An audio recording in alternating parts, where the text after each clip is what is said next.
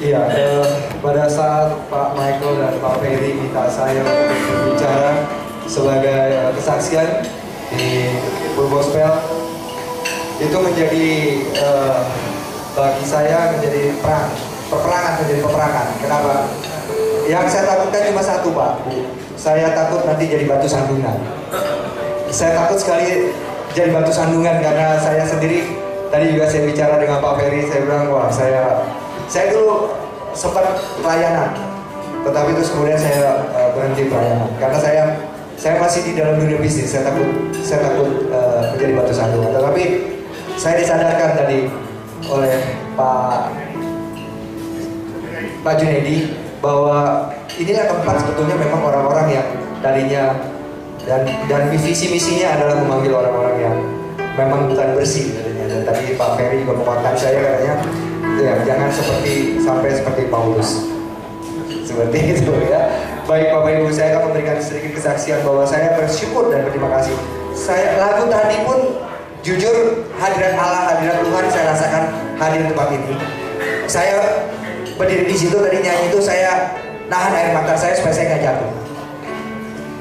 Karena memang dari kehidupan saya bisa sampai seperti sekarang, saya bersyukur sekali saya bisa memimpin, dan janji Tuhan bahwa saya akan dinaikkan dan tidak akan diturunkan air menjadi kepala dan bukan ekor.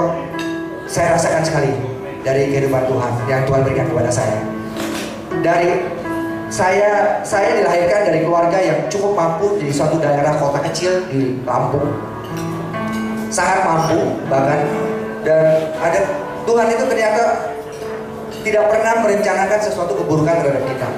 Tuhan itu selalu memberikan pasti ujungnya, karena Tuhan tidak pernah mau memberikan kita sesuatu yang menjadi kita jatuh dan sebagainya. Karena rencana Tuhan itu pasti indah pada akhirnya. Nah, itu saya merasakan betapa indahnya rencana Tuhan, dan sekarang saya tidak percaya adanya suatu kebetulan. Saya tidak percaya adanya suatu kebetulan. Saya hadir di tempat ini juga saya yakin ini bukan suatu kebetulan. Tuhan punya rencana. Saya nggak tahu Tuhan rencananya apa sama saya, tapi saya yakin itu bukan suatu kebetulan. Saya pernah mengalami waktu masih kecil, saya nakal karena papi saya banyak duit. Saya nakal. Saya senang balap mobil. Pada saat saya habis latihan slalom tes, pulang, mami saya bilang, saya mau latihan slalom tes, mami saya mau ke gereja. Mami saya bilang, anterin dong. Saya bilang, pakai supir aja. Kenapa harus pakai sama saya? Akhirnya mami saya pergi sama supir. Saya pergi latihan slalom tes. Habis latihan slalom tes, teman saya dulu ada namanya Porkas dan SDSP. Mungkin kalau yang masih umurnya saya tahu Porkas SDSP. Teman saya, yuk kita cari dukun untuk SDSP nomor katanya. Akhirnya kita pergi ngeliat, mau cari itu. Saya mau, tetapi di tengah jalan kita terjadi kecelakaan yang hebat sekali. Tapi puji Tuhan, kami bertiga di dalam mobil itu selamat semua. Tapi kalau melihat kondisi mobilnya itu hancur. Dan teman saya pulang minta bantuan, dan itu di pinggir kota. Saya minta maaf sama Tuhan. Dan ternyata Tuhan itu, kalau kita minta maaf sama Tuhan, Tuhan itu langsung mengampuni. Saya bilang, Tuhan, saya nih sendirian di kampung orang sudah banyak mengerubungi saya. Saya mau pulang. Begitu saya selesai berdoa, tiba-tiba ada mobil yang berhenti di depan saya. Ada ibu-ibu keluar sama bapak-bapak, istrinya muntah-muntah karena lagi hamil. Dan itu adalah tetangga saya. Dan saya bisa pulang.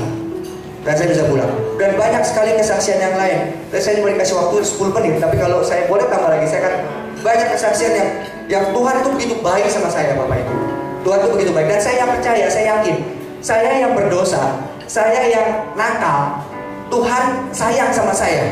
Apalagi Bapak Ibu yang semua hadir di sini yang 3 bulan sudah mengikuti Full Gospel, saya yakin Tuhan pasti sayang juga sama Bapak-bapak dan Ibu semua di sini.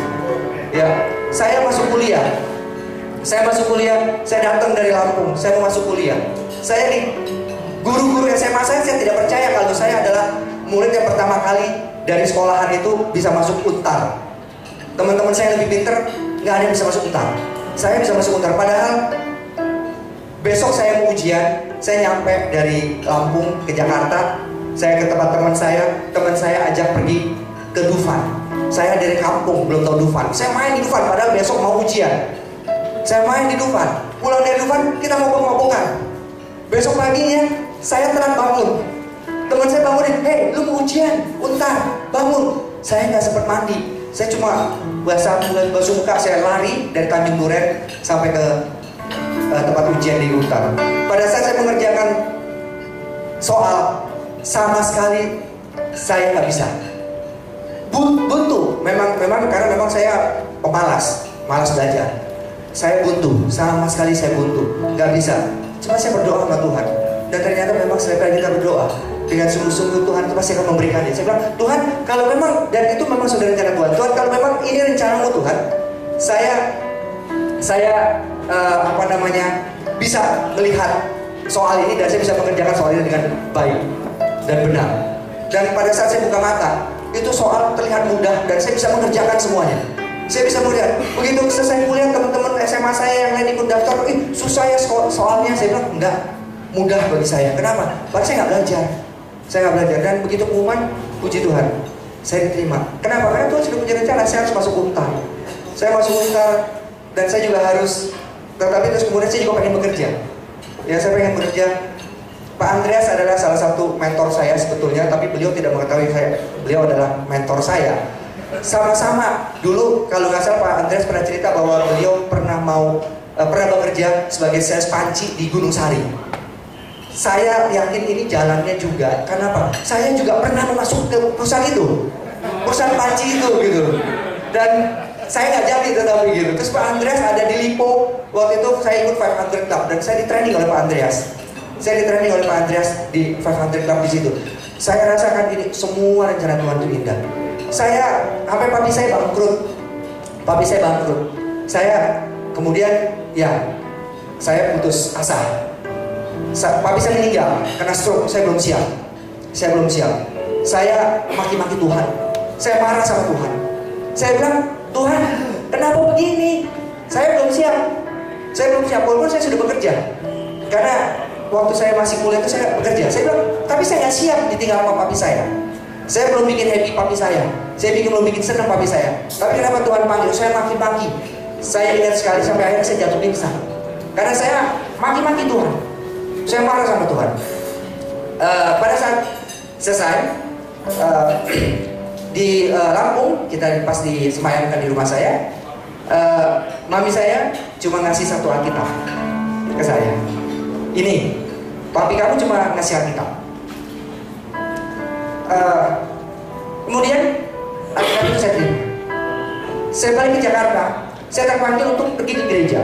Tadinya sama sekali Pak, Bu, saya tidak pernah ke gereja. Kalau saya ke gereja waktu remaja, saya cuma senang kalau hari Sabtu saya ke gereja. Kenapa? Karena hari Sabtu saya bisa kebut-kebutan. Pulang gereja saya kebut-kebutan naik motor. Adu motor sama teman-teman saya semua. Dan papi saya sebelum meninggal saya juga menyesal karena waktu itu memang ada rencana untuk menikah. Papi saya masih hidup. Dan papi saya bilang, karena waktu itu papi saya dari GKI, papi saya bilang kamu harus katekisasi, kamu harus dibaptis dan sebagainya. Saya bilang, pendeta kalau tidak mau membaptis saya, tidak mau memberkati pernikahan saya, berarti pendeta mengizinkan saya berzina. Saya bilang, coba Alkitabnya mana? Waktu itu saya tentang terus papi saya. Papi saya udah jadi pengerja di gereja, dia sebagai majelis GKI, dan dia terus sampai jam 3 pagi saya diceramahin soal Alkitab sama papi saya.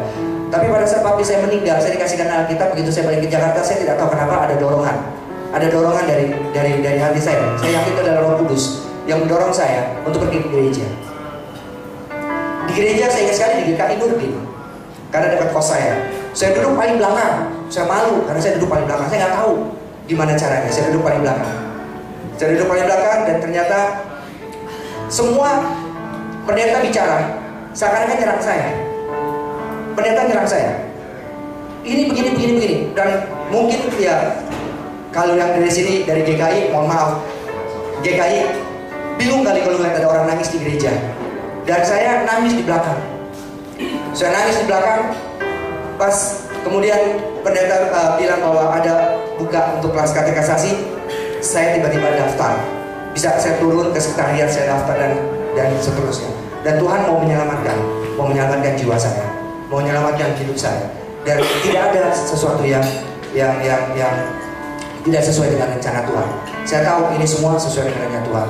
Saya menjabat sebagai ya bisa, ya tadi Pak Ferry bilang bahwa saya membuat iklan apa segala macam. Itu bukan saya, itu hikmat dari Tuhan. Itu hikmat dari Tuhan, itu bukan saya. Saya kembalikan semua ke Tuhan. Itu bukan punya saya. Ya, saya cuma dikasih sama Tuhan untuk sebagai saluran aja. Ya, dan saya mudah-mudahan malam ini saya bisa menjadi saluran juga dan bisa menguatkan dengan kesaksian saya bahwa tidak ada yang mustahil bagi Tuhan. Dan rencana Tuhan tidak ada yang jelek.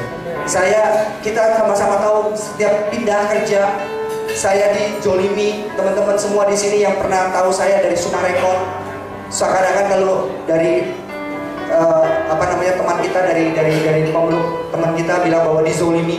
Saya dizolimi oleh seseorang di Sumarekon. Tapi setelah itu saya sadar, saya disadarkan Tuhan, hei, kamu bukan dizolimi, itu memang rencana saya. Karena kalau kamu tetap di sana, kamu akan tetap aja seperti itu dan kamu berada di zona nyaman.